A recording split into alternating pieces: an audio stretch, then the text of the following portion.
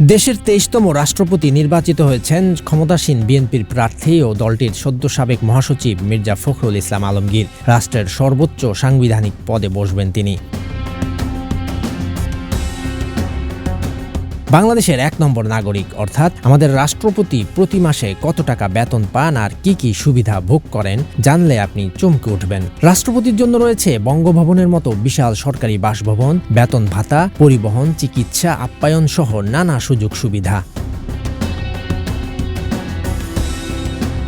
The presidents act অনুযায়ী রাষ্ট্রপতির মাসিক বেতন ১,২০,০০০ টাকা। আর সবচেয়ে বড় সুবিধা হলো এই টাকার জন্য তাকে ১ টাকাও ট্যাক্স বা আয়কর দিতে হয় না। রাষ্ট্রপতির আপ্যায়ন বা এন্টারটেইনমেন্টের জন্য বার্ষিক ভাতা রয়েছে, এই ব্যয়ের নিরীক্ষা করা হয় না। রাষ্ট্রপতির জন্য সরকারি বাসভবন, বঙ্গভবন নির্ধারিত, আর খাওয়া দাওয়া থেকে শুরু করে সব খরচ একদম ফ্রি। রয়েছে স্বেচ্ছাধীন তহবিল, বছরে এ তহবিলের পরিমাণ ২ কোটি টাকা। রাষ্ট্রপতির বিবেচনায় বিভিন্ন ব্যক্তি ও প্রতিষ্ঠানের সহায়তায় এই অর্থ ব্যয় করা হয়।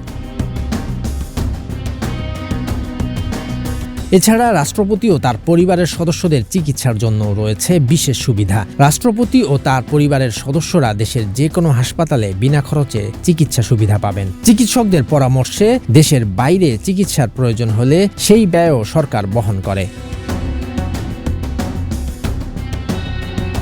রাষ্ট্রপতির বিমান ভ্রমণের জন্য বীমা সুবিধাও রয়েছে। বর্তমানে এই সুবিধার পরিমাণ বছরে ২৭ লাখ টাকা। ২০১৬ সালের আগে এর পরিমাণ ছিল ১৫ লাখ টাকা। প্রধানমন্ত্রী পদে না থাকলে তিনি কোনো সরকারি সুবিধা পান না, তবে রাষ্ট্রপতি অবসর বা পদত্যাগের পরও কিছু সরকারি সুবিধা পান। পদ ছাড়ার পরও তিনি আজীবন প্রতি মাসে ৯০,০০০ টাকা পেনশন এবং একজন পিএ পাবেন। শরীয়তুল্লাহ, বৈশাখী সংবাদ।